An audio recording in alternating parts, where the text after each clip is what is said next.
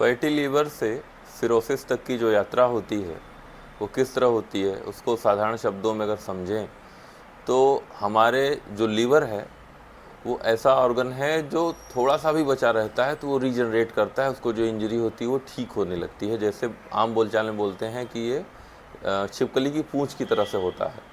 लेकिन अगर लीवर में 5% से ज़्यादा फैट है तो उसको बोलते हैं फैटी लीवर।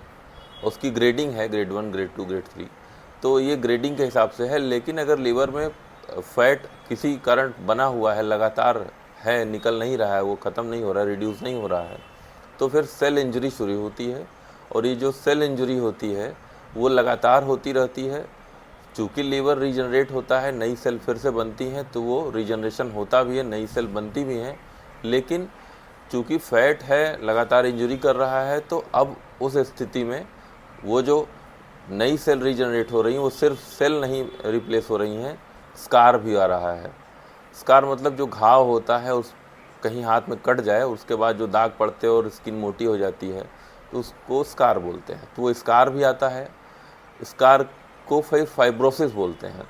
उसके कई स्टेजेस होते हैं, 1, 2, 3, 4 करके। इसको नैश बोलते हैं, नॉन एल्कोहलिक स्टैटिक हेपेटाइटिस। और ये जो नॉन एल्कोहलिक स्टैटिक हेपेटाइटिस वाली स्थिति में जो फाइब्रोसिस हो रही है और इसके जो 4 स्टेज बताए गए हैं, स्टेज 1, स्टेज 2, स्टेज 3, स्टेज 4, तो जो फाइब्रोसिस का स्टेज 4 है ये लिवर सिरोसिस है। मतलब इतना खतरनाक है ये फैटी लीवर। फैटी लीवर से आप कब लिवर सिरोसिस में पहुंच जाएंगे आपको पता नहीं चलेगा।